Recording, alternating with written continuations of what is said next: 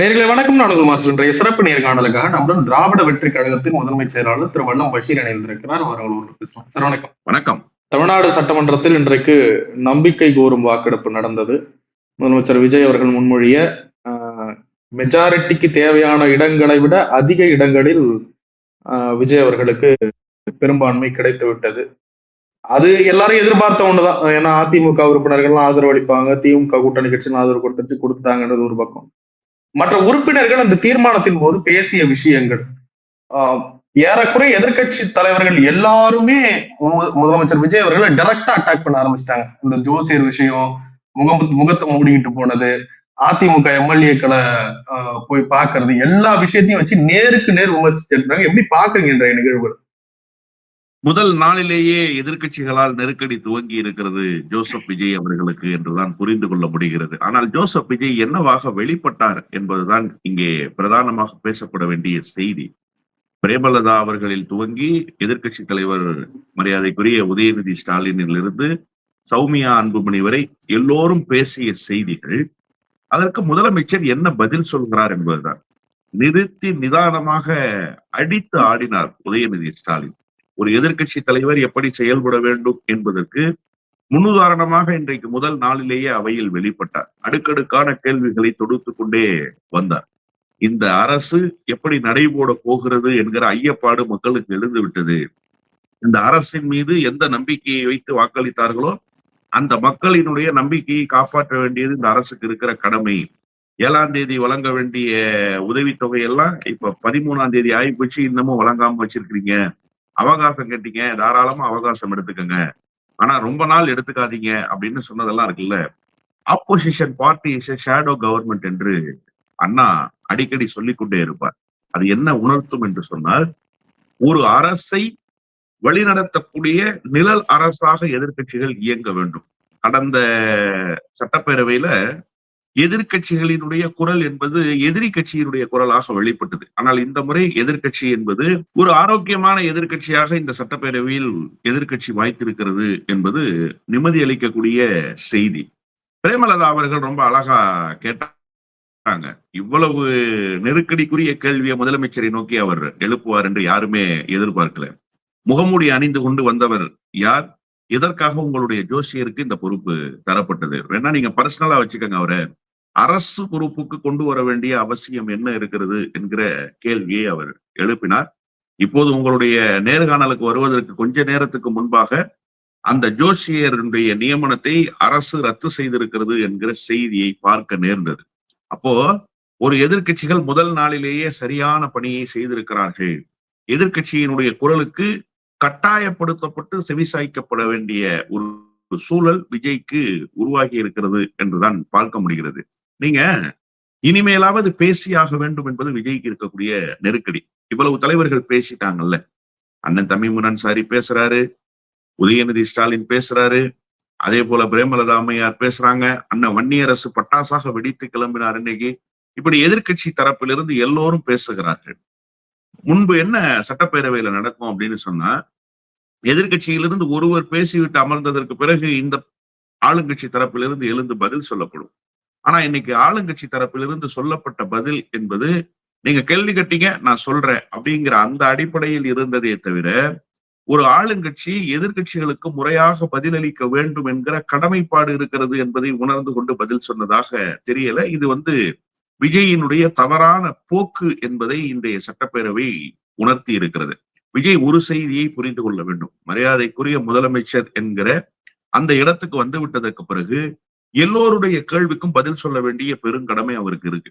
நீங்க பொது வாழ்க்கைக்கு வந்துட்டாலே எல்லாருக்கும் பதில் சொல்ல வேண்டிய கட்டாயம் இருக்கு. ஆனா இவ்வளவு நாட்களாக விஜய் யாருடைய குரலுக்கும் பதில் சொல்லல, யாருடைய கேள்விக்கும் செவி சாய்க்கல. அவருக்கு என்ன தோன்றியதோ அதை பேசினார். அவருக்கு எது சரின்னு பட்டதோ அதை மட்டுமே தான் மேடைகளில் உச்சரித்தார். ஆனா இப்ப அப்படி கிடையாது. உங்களுக்கு விருப்பப்பட்டதையும் நீங்கள் பேசித்தான் ஆக வேண்டும், விருப்பப்படாததையும் பேசித்தான் ஆக வேண்டும். மொத்தத்தில் நான் ஒரு மதிப்பெண்ணோடு இதை அணுகுகிறேன். எதிர்கட்சிகள் 100க்கு 100 மதிப்பெண்களை இந்த முதல் நாளிலேயே, அதாவது நம்பிக்கை கோருகிற இந்த நாளிலேயே பெற்றுவிட்டது.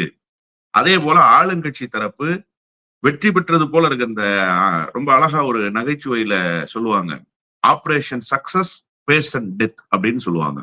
அந்த அறுவை சிகிச்சை சிறப்பாக நடந்து முடிந்தது. ஆனால் நோயாளி உயிர் பிழைக்கவில்லை என்பது போல, இன்றைக்கு வந்து இந்த பேரவையில் தன்னுடைய அறுதி பெரும்பான்மைக்கு கூடுதலான நம்பர்ஸை பெற்றிருந்தாலுமே கூட பெர்ஃபார்மன்ஸ் வைஸ் மிகப்பெரிய தோல்வியை முதல் நாளிலேயே ஆளுங்கட்சி தழுவி இருக்கிறது என்றுதான் நான் பார்க்கிறேன். இல்ல, விஜய் அவர்கள் பதில் சொல்லாததுக்கு காரணம் அவர் சைலண்டா எல்லாத்தையும் ஒரு வார்த்தையில கடந்து போனாரு. விஜய்க்கு எதிர்கொள்ள முடியலையா எதிர்கட்சிகளை? உதயநிதி ஸ்டாலின் அவர்கள் கோர்வையா நிறைய பேசுறாரு, பிரேமலதா அவர்கள் பேசுறாங்க, திணறாரா ஒருவேளை? இல்ல, நிச்சயமாக ஒர்க் அவுட் பண்ணும் சார். நீங்க வந்து ஹோம்ஒர்க் நிறைய தேவைப்படுது. ஒரு தலைவர் சட்டப்பேரவைக்கு வருவதற்கு முன்பாக எதிர்க்கட்சிகள் என்ன கேள்வி கேட்பார்கள் என்பதை உள்வாங்கிக் கொண்டு சட்டப்பேரவைக்கு வரணும். அப்படித்தான் கடந்த காலத்தில் ஜெயலலிதா அம்மையார் போன்றவர்கள், கலைஞர் போன்றவர்கள் எல்லோரும் வந்தார்கள் சட்டப்பேரவைக்கு. இதுல நீங்க ஒரு தொடர்ச்சியான பயணத்தில் வந்தவராக இருந்தால் இயல்பாகவே அதற்கு பதில் சொல்கிற ஒரு பக்குவம் என்பது வரும். விஜய் அப்படி தொடர்ச்சியான பயணத்தில் வந்தவர் அல்ல. எதிர்க்கட்சியை எப்படி சமாளிப்பது என்கிற அந்த யுக்தி தெரிந்தவரும் அல்ல. முதல் நாள் சட்டப்பேரவைக்கு வர்றார் சார், பதவி பிரமாணம் ஏற்றுக்கொள்வதற்காக. சட்டப்பேரவை அவர் பார்த்த விதம் இருக்குல்ல, அதாவது இந்த புதிய காதலர்கள் தாஜ்மஹாலை பார்த்து வியந்தால் எப்படி ஒரு பிரமிப்போடு பார்ப்பார்களோ அப்படி ஒரு பிரமிப்போடு பார்த்தார் விஜய். நான் குறைத்து மதிப்பிடல, அவருக்கு ஒரு புதிய அனுபவம். ஓ, இதுதான் அசம்பிளியா, இங்கதான் நம்ம பெர்ஃபார்ம் பண்ண போறோமா அப்படிங்கிற அந்த ஒரு ஏக்க பெருமூச்சு அவரிடத்துல இருந்தத அவருடைய கண்களும் முகபாவனையும் உணர்த்தியது. அப்போ நீங்க புதியவராக வந்திருக்கீங்க. முதல் பயணமே முதலமைச்சர் என்கிற பயணத்திலிருந்து துவங்குது. அரசியல் பயணம் படிப்படியாக வரணும். முன்னாள் முதலமைச்சர் அண்ணன் தளபதி மு.க. ஸ்டாலின் வட்டச் செயலாளரிலிருந்து துவங்கி மேயரில் இருந்து தன்னுடைய பொறுப்பை துவங்கி இப்படி படிப்படியாக வந்தார். உள்ளாட்சித்துறை அமைச்சர், துணை முதலமைச்சர், இப்படி ஒவ்வொரு நிலையும் கடந்து வந்தார். அப்போ ஒவ்வொரு துறையும் ஒரு அனுபவம், ஒவ்வொரு சட்டப்பேரவை கூட்டத்தொடரும் ஒவ்வொரு அனுபவம். ஆனா இவருக்கு அந்த அனுபவம் கிடையாது. அப்ப அனுபவம் கிடையாதுன்னா அந்த அனுபவத்தை பெற்றுக்கொள்வதற்கு நீங்க என்ன செய்யணும்? ஹோம்ஒர்க் கண்டிப்பா பண்ணியாகணும். நீங்க வந்து ஓய்வு நேரங்களில் சட்டப்பேரவையில என்ன பெர்ஃபார்மன்ஸ் நம்ம பண்ண போறோம், சட்டப்பேரவையில் எதிர்க்கட்சிகள் கேள்வி கேட்டா அதுக்கு என்ன பதில் சொல்ல போறோம், அது எப்படி மக்களை போய் சேர போகுது. ஏன்னா முன்னாடி மாதிரி கிடையாது சட்டப்பேரவையில நடக்கிற செய்திகள் வெளியில வருதுன்னு. விஜய் மீது ஒரு பெரிய பிம்பம் கட்டி அமைக்கப்பட்டிருக்கு. அந்த பிம்பத்துக்கு தகுதியுடையவரா விஜய் என்பது ஒரு புறம் இருக்கட்டும், குறைந்தபட்சம் அந்த பிம்பத்தை கட்டியவர்களினுடைய நம்பிக்கையை ஒரு 1/4% காப்பாற்ற வேண்டிய கடமை பொறுப்பு விஜய் கிட்ட இருக்குன்னு தான் நான் உணர்றேன். அதை விஜய் உணரணும். நமக்கு அந்த பொறுப்பும் கடமையும் இருக்கு. நம்ம எதிர்க்கட்சிகளை கையாள வேண்டிய விதம் என்ன என்பதை கண்டறிய வேண்டும் அப்படிங்கிற அந்த ஒரு பொறுப்புணர்வு அவருக்கு வரணும். இன்னொன்னு, இயல்பாகவே எதிர்க்கட்சிகளுடைய பணி என்ன சார்? அரசினுடைய தவறுகளை சுட்டி காட்டுவது தானே. அப்ப அரசினுடைய தவறுகளை சுட்டி காட்டுகிற போது அதுக்கு அரசு என்ன பதில் சொல்லுங்கிறதுக்காக தானே எதிர்க்கட்சிகள் சுட்டி காட்டுறாங்க. சும்மா குறை சொல்லிவிட்டு வீட்டுக்கு போறதா? அப்ப அந்த அடிப்படை தகுதியை நீங்கள் வளர்த்துக் கொள்கிறீர்களா, வளர்த்துக் கொள்ளவில்லையா என்பதுதான் வருங்காலத்தில் பார்க்கப்பட வேண்டிய ஒரு செய்தி. ஆனா இப்போது வரை விஜய் தடுமாறுகிறார். நிச்சயமாக சட்டப்பேரவையில் அவருடைய தடுமாற்றம் என்பது தெரியுது. ஒரு அப்சர்வேஷன் மோட்ல இருக்கிறது மாதிரியே தெரியுது. ஆனா அவருக்கு உள்ளுக்குள் ஒரு வெறுப்பு இருப்பதாகத்தான் நான் பார்க்கிறேன். இந்த அசம்பிளியில வந்து உட்கார்ந்து இருப்பது, இவர்கள் பேசுவதை கேட்பது, இதற்கு பதில் சொல்வதற்கான ஒரு ஆயத்த பணிகளில் ஈடுபடுவது, இதெல்லாம் அவருக்கு ஏதோ ஒரு வித அயற்சியை தருது. இதெல்லாம் பழக்கமில்லாத ஒன்று. அவர் கேரவனில் தனிமையில் உட்கார்ந்திருந்தவர். 41 பேர் கொல்லப்பட்டதற்கு பிறகும், மாண்டதற்கு பிறகும் வீட்டுக்குள்ளேயே தனி அறையில் உட்கார்ந்திருந்தவர். அவர் தனிமையை விரும்புகிறவர். அவருடைய வாழ்க்கை சூழல் என்பது வேறு. இப்போது முதலமைச்சரானதற்கு பிறகு தினந்தோறும் ஒருவரை சந்திக்க வேண்டியிருக்கு, தினந்தோறும் பொன்னாடைகள் அணிவிக்க வேண்டியிருக்கு, தினந்தோறும் 4 பேரை பார்த்து சிரிக்க வேண்டியிருக்கு. இதெல்லாம் அவருக்கு வந்து கொஞ்சம் சிரமமாகத்தான் இருக்கிறது. உண்மையிலேயே தடுமாறுகிறார் Vijay. Not only in assembly, முதலமைச்சர் ரோல் பிளே பண்றதுக்கே அவருக்கு பெரிய தடுமாற்றம் இருப்பதாகத்தான் அவருடைய செயல்பாடுகள் உணர்த்தி கொண்டிருக்கின்றன. அதிமுகவை சார்ந்த சட்டமன்ற உறுப்பினர்கள் தமிழக வெற்றி கழகத்திற்கு இன்றைக்கு ஆதரவு அளித்திருக்கிறார்கள். எடப்பாடி பழனிசாமி கடுமையான கண்டனங்களை தெரிவித்திருக்கிறார். தூய சக்தின்னு சொல்லிட்டு வந்தீங்க, இப்படிதான் பண்ணுவீங்களா அப்படின்ற கேள்வியை நிறைய பேர் முன்வைக்கிறாங்க. மு.க. ஸ்டாலின் அவர்கள் தொடங்கி உதயநிதி ஸ்டாலின் வரைக்கும் எல்லா கட்சி தலைவர்களும் இந்த செயல்பாட்டை விமர்சிக்கிறாங்க. எப்படி பாக்குறீங்க? அதாவது நீங்க எலெக்ஷனுக்கு முன்னாடி ஒரு நரேஷன் செட் பண்றீங்க, தீய சக்தி தூய சக்தி அப்படின்னு சொல்லி. அப்ப அந்த தீய சக்தி என்று நீங்கள் வைத்தது சரி என்று சொன்னால், அந்த தீய சக்தியினுடைய ஆதரவு பெற்று அவர்களுடைய வாக்குகளால், அவர்களுடைய தேர்தல் பணியால், அவருடைய தேர்தல் வியூகத்தால் வெற்றி பெற்றவர்களுடைய ஆதரவை பெறுவது எப்படி தூய சக்தியாக இருக்க முடியுங்கிறது ஒரு இயல்பான கேள்விதானே. நீங்க என்ன குற்றவாளின்னு சொல்றீங்க. என்னை குறை சொல்லி பிரச்சாரம் பண்றீங்க. என்னுடைய ஆதரவில், என்னுடைய தயவில், என்னோடு நின்று வெற்றி பெற்றவர்களினுடைய ஆதரவை பெற்றுக்கொண்டு அதிகாரத்துக்கு வர்றீங்கன்னா, நீங்க எப்படி சார் தூய சக்தியா இருக்க முடியும்? தீய சக்தியில ஒரு 25% பார்ட் உங்களுக்கு இருக்குன்னு தானே பொருள். நீங்க சொன்னது உண்மையாக இருந்தா. நான் திமுக தீய சக்தி என்பதை ஏற்கல. விஜயனுடைய வாதத்தின் அடிப்படையில் பேசுறேன். சரி, அது ஒரு புறம் இருக்கட்டும். நாங்க மதவாதத்துக்கு இடம் கொடுக்க கூடாது என்பதற்காகத்தான் மதச்சார்பற்ற கட்சிகளை ஒருங்கிணைக்கிற பணியை செய்யறோம் அப்படிங்கிறது விஜய் தரப்பு சொல்லக்கூடிய நியாயம். அப்ப அந்த நியாயம் என்பது உண்மையிலேயே இருக்குமே ஆனால், பாரதிய ஜனதா கட்சியினுடைய ஆதரவை பெற்று பாரதிய ஜனதா கட்சியினுடைய ஊதுகுழலாக இருந்து பாரதிய ஜனதா கட்சிக்கு அடிமை சேவகம் புரிந்த அதிமுகவிலிருந்து 25 பேர் உங்களுக்கு ஆதரவு கொடுக்குறாங்க. நேற்றைக்கு சி.வி. சண்முகத்தினுடைய வீட்டுக்கு போய் நீங்க பொன்னாடை அணிவித்து நன்றி தெரிவிக்கிறீங்க அப்படின்னா எப்படி இருக்குது? பாம்புக்கு தலையும் மீனுக்கு வாழையும் காட்டுகிற ஒரு விளாங்கு மீன் அரசியல் அல்லவா நீங்கள் செய்கிறீர்கள். இது ஒரு அயோக்கியத்தனம் இல்லையா? திமுக கூட்டணி கட்சிகளினுடைய ஆதரவு, பாஜக தயவால் வெற்றி பெற்ற அதிமுகவினுடைய ஒரு பகுதியினுடைய ஆதரவு, எதற்காக இந்த அதிகாரம்? அப்ப தேர்தலுக்கு முன்பாக நீங்கள் பேசியது எங்கே போனது? பாரதிய ஜனதா கட்சியினுடைய தயவு இல்லாமல் சி.வி. சண்முகம் வெற்றி பெற்று விட்டாரா? பாரதிய ஜனதா கட்சியினுடைய தயவும் பாரதிய ஜனதா கட்சியினுடைய வாக்குகளும் இல்லாமல் விஜயபாஸ்கர் வெற்றி பெற்று விட்டாரா? இசக்கி சுப்பையா யார்? அவர் கடந்த காலத்தில் பேசிய செய்திகள் என்ன? இதெல்லாம் விஜய்க்கு தெரியுமா தெரியாதா? விஜய்க்கு தெரியாத செங்கோட்டையனுக்கு தெரியும் அல்லவா? இவர்களெல்லாம் எப்படிப்பட்டவராக வெளிப்பட்டார்கள்? நீங்க மோடியினுடைய டூர்ல பாத்தீங்கன்னா, எடப்பாடி பழனிசாமியோடு அவர் அளவலாவியதை விட வேலுமணியோடு அளவலாவியதுதான் அதிகம். வேலுமணிய வெல்டன் மை பாய் என்கிற மாதிரி தோளில் தட்டி கொடுத்து வாழ்த்தினார் அல்லவா மோடி. நாம் ஊடகங்களில் பார்த்தோம் அல்லவா? அந்த வேலுமணி தலைமையிலான தரப்பு தான் இப்போது உங்களுக்கு ஆதரவு தெரிவிச்சிருக்கு. அப்ப நீங்க பாரதிய ஜனதா கட்சியினுடைய ஆதரவை பெற்றதாகத்தான் பொருள் கொள்ளப்படும். பாரதிய ஜனதா கட்சியினுடைய தயவு இல்லாமல், பாரதிய ஜனதா கட்சியினுடைய வழிகாட்டுதல் இல்லாமல் வேலுமணியும் இன்ன பிற முன்னாள் அமைச்சர்களும் உங்களுக்கு ஆதரவு தெரிவித்து விட்டார்கள் என்று நீங்கள் கருதுகிறீர்களா? இதெல்லாம் எவ்வளவு பெரிய பைத்தியகாரத்தனமான நடவடிக்கை. அப்போ விஜய் மொத்தமாக அம்பலப்பட்டு நிற்கிறார். அதிகாரத்தை கைப்பற்ற வேண்டும் என்பதற்காக, அதிகாரத்துக்கு குறைவான எண்கள் இருக்கிறது என்பதற்காக, அந்த குறைவான எண்களை பெறுவதற்கு எந்த வழியையும் நாங்கள் தேர்ந்தெடுப்போம், எந்த பாதையிலும் நாங்கள் செல்வோம்னா, கடந்த காலத்தில் திமுகவை நீங்கள் விமர்சித்த விமர்சனம் செத்து போய்விட்டதுன்னு சொல்றேன். உங்களுடைய விமர்சனம் எப்ப உயிர்ப்போடு இருக்கும்னா, நீங்க அதற்கு தகுதியுடையவராக இருக்கணும். நீங்க அதுக்கு தகுதியுடையவராக இருக்கீங்களா? முதல் ஆட்சியை கைப்பற்றுகிற போதே இவ்வளவு தடுமாற்றம். மூடிக்கொண்டு போனார் இல்லையா முகத்தை? அவர் அமமுகவினுடைய சட்டமன்ற உறுப்பினர் என்பதுதான் செய்தி. அப்படித்தான் எல்லோரும் சொல்கிறார்கள். அதை இன்றைக்கு வெளிப்படையாகவே கேட்கிறார். டிடிவி தினகரன் உங்களை கடைந்தெடுத்த அயோக்கியர் என்று பேசுகிறார். அவருடைய கட்சியின் சார்பில் வெற்றி பெற்ற சட்டமன்ற உறுப்பினருடைய ஆதரவை நீங்கள் பெறுகிறீர்கள். அப்போ நீங்க என்ன சார் சரி? நீங்க எந்த வகையில சார் ரைட்டு? நீங்க எல்லா வகையிலும் தப்பாவே இருக்கீங்களே. நாலாபுரத்திலும் கல்வீசி, நாலாபுரத்திலும் ஆட்களை தேடுகிறீர்கள். இந்த சோஃபா கதையை சொன்னாரே இன்னைக்கு, புஷ்பா படம் மாதிரி இருக்குன்னாரு முன்னாள் துணை முதலமைச்சர். அதற்கு என்ன பதில்? அது எப்படி எல்லா அலுவலகங்களுக்கும் நீங்க போறதுக்கு முன்னாடி சோஃபா போகுது? அந்த சோஃபாவினுடைய ரகசியம் என்ன? அதை நீங்க விலக்கி பேச தயாராக இருக்கீங்களா? அப்போ காசு கொடுக்காமல் வெற்றி பெற்று விட்டார் விஜய். காசு கொடுத்தாரா, காசு கொடுக்கவில்லையா என்பது ஒரு புறம் இருக்கட்டும். காசு கொடுக்காமல் வெற்றி பெற்றார் என்கிற உங்களுடைய வாதத்தின்படியே நான் வருகிறேன்.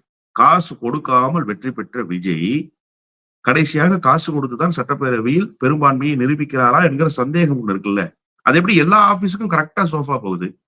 எல்லா ஆபீஸ்லயுமே சோஃபா பழசாயிடுச்சா? எல்லா ஆபீஸுக்குமே புது சோஃபா தேவைப்படுதா? விசிக்கு ஆபீஸுக்கு போனப்ப சரி அது இயல்பாக இருக்கும்னு நினைச்சா, எல்லா ஆபீஸுக்கும் போய்கிட்டே இருக்க வரிசையா சோஃபா எப்படி போகுது? அது குறித்து முதலமைச்சர் என்ன சொல்ல விரும்புறாரு? முதலமைச்சருடைய குரல் என்ன? அதை நாங்க கேட்கிறோம். திருப்பரங்குன்றத்துல முதலமைச்சருடைய குரல் கேட்கல. PM ஸ்ரீ ஏத்துக்கிறியான்னு தர்மேந்திர பிரதான் கடைசியாக ஒரு மிரட்டலை விடுத்த பிறகு முதலமைச்சருடைய குரல் என்னன்னு நாங்க கேட்கல. குறைஞ்சபட்சம் சோஃபா விஷயத்திலேயாவது முதலமைச்சருடைய குரல் என்னன்னு நாங்க கேட்க விரும்புறோம். முதலமைச்சர் பேசுவாரா? முதலமைச்சர் பேச வேண்டும்னு நான் நினைக்கிறேன். குதிரை பேரத்துக்கு ஒரு தெளிவா பதில் சொல்லிட்டாருன்னு பாக்குறீங்களா? குதிரை பேர ஆட்சி இல்ல, இது குதிரை வேகத்தில் ஓடும் ஆட்சி. நாங்க அப்படிலாம் இருக்க மாட்டோம் அப்படின்னு சொல்லிட்டு. இல்ல சார், உங்களுடைய நடவடிக்கைகள் சந்தேகத்துக்குரியதாகத்தானே இருக்கு. நீங்க ஒரு வரியில் மறுத்துறீங்க, அது சரி. ஆனா உங்களுடைய நடவடிக்கை சந்தேகத்துக்குரியதாகவே இருக்கு. அது எப்படி? ஏன் அது சந்தேகத்துக்குரியதாகவே இருக்கு? உங்களால் சந்தேகத்துக்கு இடமளிக்காமல் ஆட்சி அதிகாரத்தை கொண்டு செலுத்த முடியலையே. உங்க நடவடிக்கை எல்லாமும் கேள்விக்குள்ளாகுது. ஏன் அது கேள்விக்குள்ளாகுது? 2006ஆம் ஆண்டு மைனாரிட்டி திமுக அரசு அம்மையார் ஜெயலலிதா மூச்சுக்கு 300 தடவை சொல்லிக் கொண்டே இருந்தார். கலைஞருடைய நடவடிக்கைகள் சந்தேகத்துக்குரியதாக இல்ல சார். காங்கிரஸ், பாட்டாளி மக்கள் கட்சி இவர்கள் எல்லோரும் சேர்ந்துதான் அந்த அரசுக்கு துணை நின்றார்கள். ஆனா இப்படியெல்லாம் சந்தேகம் வந்ததா? இப்படியெல்லாம் சோஃபா எல்லா அலுவலகங்களுக்கும் பறந்ததா? இந்த மாதிரியான நடவடிக்கைகள் எங்காவது இருந்ததா? ஒரு இடத்துல இல்லையே. அப்ப நீங்க ஏன் சந்தேகத்துக்குரியவராகவே வெளிப்படுறீங்க அப்படின்னா, உங்களுடைய செயல்பாடு சந்தேகப்பட வைக்கிறது, சந்தேகிக்க வைக்கிறது. நீங்க ஒரு வரியில் பதில் சொல்லிவிட்டு கடந்து போகலாம். ஆனா இதை நாட்டு மக்கள் பார்த்து கொண்டிருக்கிறார்கள். இனி நாலாபுரத்திலிருந்து உங்களுக்கு கேள்வி கணைகள் கொடுக்கப்படும். அதுக்கு நீங்க எதிர்கொள்வதற்கு தயாராகி விட வேண்டும் என்பதுதான் மக்கள் உங்களிடம் எதிர்பார்க்கக்கூடிய எதிர்பார்ப்பு. விஜய் அவர்கள் இன்றைக்கு பெரும்பான்மையை நிரூபித்து விட்டார். ஏறக்குறைய அவருக்கு இருந்த அந்த ஸ்ட்ரெஸ் எல்லாம் முடிஞ்சிருச்சு அப்படின்னு எடுத்துக்கலாமா? இனி ஸ்மூத்தா ஆட்சி போகும், கவர்மெண்ட் போகும், விஜய் தலைவலி இல்லாமல் நகர்வார்னு எடுத்துக்கலாமா? இல்ல, விஜய்க்கு ஸ்ட்ரெஸ் இருந்தது, ஸ்ட்ரெஸ் இல்ல, ஸ்மூத்தா கவர்மெண்ட்டை கொண்டு போறதுக்கு இனிமே அவருக்கு ஃப்ரீ ஹேண்ட் கிடைச்சிருச்சு அப்படிங்கறதெல்லாம் நான் யூகிக்க விரும்பல. இதை தாண்டி ஒரு செய்தி என்னன்னா, விஜய் இதுவரைக்கும் மந்திரிகளுக்கு இலாக்கா கூட ஒதுக்காத அளவுக்கு ஒரு கையாலாகாத முதலமைச்சராகவே வெளிப்படுறாரே ஏன்றதுதான் நமக்கு இருக்கக்கூடிய கேள்வி. நீங்க யாருக்காகவோ காத்திருக்கீங்க, நல்லா தெரியுது. காங்கிரசுக்கு ஒரு மினிஸ்ட்ரியோ 2 மினிஸ்ட்ரியோ தரப்போறீங்க அப்படிங்கிறது தமிழ்நாட்டு மக்கள் எதிர்பார்க்கக்கூடிய செய்தி. ஏன்னா ஒரு ஒப்பந்தம் போடப்பட்டிருப்பதாக சொல்கிறார்கள். அண்ணன் செல்வ பெருந்தகையே சொல்றாரு, 2 அமைச்சரும் ஒரு ராஜ்யசபா உறுப்பினரும் கேட்டோம்னு சொல்றாரு. இப்ப விஜய் தரப்புல இருந்து அதுக்கு பதில் இல்லை. ஆனாலும் காங்கிரசுக்கு அமைச்சரவை இடம் தரணும். உங்களுடைய பட்டியல்ல காங்கிரசுக்கு இடத்தை முதல்ல நீங்க கொடுக்கவே இல்லை. இப்ப இன்னைக்கு எதிர்கட்சி தலைவர் பேசினார் இல்லையா, மாண்புமிகு உதயநிதி ஸ்டாலின், அவர் ரொம்ப அழகா ஒரு செய்தியை சொன்னாரு. சிலர் மாண்புமிகுக்கள் வர இருக்கிறார்கள், அவர்களுக்கு எங்கள் வாழ்த்துக்கள்னு சொன்னாரு. அந்த சில மாண்புமிகு நபர்கள் வருவதற்காக ஒரு வாசலை திறந்து வைத்து நீங்க காத்திருக்கீங்க, ஓகே. ஆனா முக்கிய துறைகளை இயக்குவதற்காகவாவது நீங்கள் ஏற்கனவே பதவி பிரமாணம் செய்து வைத்த அமைச்சர்களுக்கு இலாக்காக்களை ஒதுக்கலாம் இல்லையா? எது உங்களை தடுக்குதுன்னு கேட்கிறேன். நீங்க கேட்டீங்கல்ல ஸ்ட்ரெஸ் ஃப்ரீ ஆயிட்டாரா அப்படின்னு. அவருக்கு என்ன ஸ்ட்ரெஸ் இருக்குன்னு கேட்கிறேன். எது அவரை தடுக்குது? எந்த பிரச்சனைக்குள் அவர் சிக்கி இருக்கிறார்? விஜய் ஒவ்வொரு விஷயத்தையுமே கையாளாக முடியாத அளவுக்கு சிக்கலோடு அதை அணுகுகிறார்னு நான் பாக்குறேன். இது ஒரு உளவியல் சிக்கல். எல்லாவற்றையும் பார்த்து பயப்படுவது. இட்லி சாப்பிடுறீங்களா அப்படின்னு கேட்டா, இட்லியா? பஸ் எங்க போகும்? பஸ் வருதா அப்படிங்கிற அந்த அதிர்ச்சி இருக்குல்ல, அது மாதிரி ஒவ்வொரு விஷயமுமே அதிர்ச்சி. இலாக்கா ஒதுக்கணுமா? கூட்டணி கட்சிகளுக்கு கொடுக்கணுமா? போர்டுல மெம்பர் போடணுமா? போர்டுக்கு சேர்மன் போடணுமா? புதிய அரசு நியமனத்தை ரத்து பண்ணுமா? இப்படி ஒவ்வொன்றையும் விஜய் அதிர்ச்சியோட அணுகிறாருன்றாங்க. அந்த அதிர்ச்சி கொள்ள தேவையில்லை. எதற்காக அந்த அதிர்ச்சி? பயப்படாதீங்க, முதலமைச்சர் ஆயிட்டீங்க. இனிமேலாவது பயத்தை துறந்து விட்டு எல்லாவற்றையும் உங்களுடைய அரசியல் பார்வை கொண்டு அணுகுவதற்கு நீங்கள் தயாராக வேண்டும். இனிமேலும் அவரு ஸ்ட்ரெஸ்லயே இருப்பாரு அப்படின்னா, விஜய் முதலமைச்சர் நாற்காலியை அலங்கரிப்பதற்கு தகுதியுடையவர் இல்ல. இந்த நாட்டினுடைய உச்சபட்ச அதிகாரம் உங்க கரங்கள்ல ஒப்படைக்கப்பட்டிருக்கு. இந்த மக்களினுடைய எதிர்காலம் உங்கள் கையில இருக்கு சார். அது உங்க கையில இருக்குதுங்கிறதையாவது நீங்க உணர்ந்துக்கங்க. ஸ்ட்ரெஸ் எல்லாம் அவருக்கு ரிலீஸ் ஆயிட்டதாக நான் கருதல. முதலமைச்சர் நாற்காலிக்கு வந்ததே அவருக்கு ஸ்ட்ரெஸ் தான். இந்த முதலமைச்சர் நாற்காலியிலிருந்து அவர் இறங்குகிற வரை அவருக்கான ஸ்ட்ரெஸ் தொடர்ந்து கொண்டேதான் இருக்கு. ஏன்னா அவர் இந்த விவகாரங்களை எல்லாம் கையாள முடியாமல் தடுமாறுகிற நபராகவே வெளிப்படுகிறார். அந்த மனநிலையிலிருந்து அவர் வெளிப்படுகிற வரை அவருக்கு ஸ்ட்ரெஸ் தொடர்ந்து கொண்டே இருக்கும் என்றுதான் நான் பார்க்கிறேன். நீங்க சமீபத்துல ஒரு பதிவு போட்டிருந்தீங்க, வைகோ அவர்களை முதலமைச்சர் விஜய் அவர்கள் சந்தித்த பொழுது அன்னைக்கு இந்த பதிவு போட்டீங்க. நீண்ட நாட்களுக்கு பிறகு வைகோ அவர்களின் முகத்தில் இப்படிப்பட்ட ஒரு சிரிப்பை நான் பார்க்கிறேன், மகிழ்ச்சியாக இருக்கிறதுன்னு போட்டிருந்தீங்க. இன்றைக்கு நடந்த நம்பிக்கை வாக்கெடுப்புல மதிமுகவை சார்ந்த எம்எல்ஏக்கள் பங்கு பெறவில்லை. முதலமைச்சர் மு.க. ஸ்டாலின் அவர்கள் எதிர்த்து வாக்களித்தவர்களுக்கெல்லாம் நன்றி தெரிவித்து ஒரு பதிவு போட்டிருந்தார். அதுல மதிமுகவை அவர் குறிப்பிடவே இல்லை. என்ன பின்னணி, எப்படி பாக்குறீங்க இதை? மதிமுக திராவிட முன்னேற்ற கழகத்தினுடைய கூட்டணியிலிருந்து வெளியேறுவதற்கு தன்னுடைய சிறகை விரித்து விட்டது என்பதுதான் இன்றைக்கு அந்த கட்சி பங்கேற்காமல் ஆப்சென்ட் ஆனதனுடைய வெளிப்பாடு. நீங்க பங்கேற்று வெளிநடப்பு செய்ய வேண்டும் என்பது திராவிட முன்னேற்ற கழகத்தினுடைய நிலைப்பாடு. கொங்கு நாடு மக்கள் கட்சி, மனிதநேய ஜனநாயக கட்சி, தேமுதிக, இப்படி எல்லா கட்சிகளும் திராவிட முன்னேற்ற கழகம் எந்த நிலைப்பாட்டை எடுத்திருக்கிறதோ அந்த நிலைப்பாட்டோடு ஒத்து அவர்கள் வெளிநடப்பு செய்கிறார்கள். நீங்க உதயசூரியன் சின்னத்துல போட்டிட்டு இருக்கீங்க. எதுக்காக இன்னைக்கு சட்டப்பேரவை உறுப்பினர்கள் ஆப்சென்ட்? அப்ப என்ன இண்டிகேஷன் நீங்க சொல்ல விரும்புறீங்க? திமுக எடுத்திருக்கிற இந்த நடவடிக்கையில் எங்களுக்கு உடன்பாடு இல்லை, திமுகவினுடைய நிலைப்பாட்டுக்கு நாங்கள் எதிராக இருக்கிறோம் என்கிற சமிக்கையை நீங்கள் இந்த நாட்டு மக்களுக்கு சொல்றீங்க. நீங்க வெற்றி பெற்ற சிம்பல் உதயசூரியன். உங்களுடைய சட்டப்பேரவை உறுப்பினர்கள் திராவிட முன்னேற்ற கழகத்தை சேர்ந்தவர்கள். மதிமுகவுக்குன்னு சட்டப்பேரவையில பிரதிநிதித்துவம் கிடையாது. மதிமுக இந்த தேர்தலில் போட்டியிடல. இந்த தேர்தலில் திராவிட முன்னேற்ற கழகத்தினுடைய சின்னம் தான் தேர்தலில் போட்டியிட்டது. அப்ப மதிமுக கணக்கு 0 தான். ஆனா உங்க 2 சட்டப்பேரவை உறுப்பினர்களையும் நீங்க இன்னைக்கு சட்டப்பேரவைக்கு போக வேண்டாம்னு சொன்னதினுடைய நோக்கம் என்ன? அப்போ ஏதோ ஒரு கணக்குக்குள் வந்து விட்டார். அன்றைக்கு அந்த மந்தகாச சிரிப்பை உண்மையிலேயே நான் உணர்ந்துதான் பதிவு செய்தேன். 2016 மக்கள் நல கூட்டணி அமைந்த போது எப்படி ஒரு சிரிப்பை, மகிழ்ச்சியை அவர் வெளிப்படுத்தினாரோ அந்த மகிழ்ச்சியை, சிரிப்பை அவர் விஜய் தன்னுடைய வீட்டுக்கு வந்த நாளில் உணர்த்தினார். அதை விட கூடுதலாக அவருடைய மகன் சொல்றாரு, அவங்க வீட்டுல இருந்தவங்களை காமிச்சு இவங்க எல்லாம் விசிலுக்கு போட்டவங்கன்றாரு. என்ன சார் கூட்டணி தர்மம் இது? 4 தொகுதியில உங்களுக்காக உயிரை கொடுத்தல்லவா திராவிட முன்னேற்ற கழகம் வேலை செய்திருக்கோம். அந்த திராவிட முன்னேற்ற கழகத்தினுடைய வேர்வையின் ஈரம் காய்வதற்கு முன்பாகவே இவங்க எல்லாம் விசிலுக்கு போட்டவங்கன்னு காட்டுறீங்க. அப்ப உங்க வீட்டுல இருக்கிறவங்களையே நீங்க விசிலுக்கு போட வச்சிருக்கீங்க அப்படின்னா, அவர்களை உதயசூரியனுக்கு வாக்களிக்க வைக்க முடியவில்லைன்னா நீங்க எப்படி இந்த நாட்டு மக்கள்கிட்ட போய் பிரச்சாரம் பண்ணிருப்பீங்க? நீங்க எப்படி இந்த நாட்டு மக்களினுடைய ஓட்டை உதயசூரியன் சின்னத்துக்கு வாங்கி கொடுப்பதற்கு பரப்புரையில் ஈடுபட்டிருப்பீர்கள் என்று நம்ப முடியும்? அப்போ உள்ளுக்குள் ஏதோ ஒரு சூழ்ச்சம கணக்கு வைகோவுக்கும் அவருடைய மகனுக்கும் இருந்திருக்கிறது என்பதுதானே பொருள். அதைத்தானே இன்றைக்கு இந்த சட்டப்பேரவையில் பங்கேற்காத சட்டப்பேரவை உறுப்பினர்களுடைய ஆப்சென்ட் உணர்த்துகிற செய்தி. எப்போதெல்லாம் திமுக ஒரு பின்னடைவை சந்திக்கிறதோ அப்போதெல்லாம் உள்ளூர மகிழ்ச்சி அடைகிற நபர் யார் என்று கேட்டால் வைகோ தான். சும்மா வெளியில் சொல்வார், நான் நிபந்தனையற்ற ஆதரவு தருகிறேன் என்று சொன்னேன், நான் கலைஞரிடத்திலே சத்தியம் செய்தேன். எதுக்கு சார் அவ்வளவு சிரிப்பு, அவ்வளவு மகிழ்ச்சி?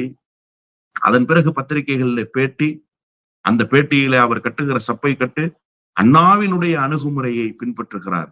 என்ன சார், நீங்க திராவிட இயக்கத்தினுடைய போர்வால் என்று பார்க்கப்பட்ட தலைவர் இல்லையா? இவ்வளவு மோசமாகவா வெளிப்படுவது? திமுகவை எதிர்த்து ஒரு பூனைக்குட்டி வந்தால் கூட அந்த பூனைக்குட்டியை சிங்கக்குட்டி என்று சொல்கிற மனநிலை வைகோ ஒருவருக்கு மட்டும்தான் தமிழ்நாட்டில் இருக்கும். திமுக அழிய வேண்டும் என்று நினைக்கக்கூடிய ஒரே மனிதராக எப்போதும் இருந்திருக்கிறார். முதலமைச்சருடைய இன்றைய அறிக்கையை பார்த்தேன். ரொம்ப மெச்சூர்டாக, அதாவது நான் முதலமைச்சர் என்று சொல்லியே பழக்கப்பட்ட காரணத்தால் மீண்டும் முதலமைச்சர் என்றே சொல்கிறேன். திராவிட முன்னேற்ற கழகத்தினுடைய தலைவர் ரொம்ப மெச்சூர்டா ஒரு அறிக்கையை கொடுத்திருக்காரு. காங்கிரஸ் கட்சி செய்த துரோகத்துக்கு சற்றும் குறைவில்லாத துரோகத்தை இன்றைக்கு மதிமுக செய்திருக்கிறது. என்ன ஒண்ணு, அவங்க தனி சின்னத்துல நின்னதுனால நேரடியா ஆதரவு கொடுத்துட்டாங்க. இவங்க உதயசூரிய சின்னத்தினால மறைமுகமா ஆதரவு கொடுத்திருக்காங்க.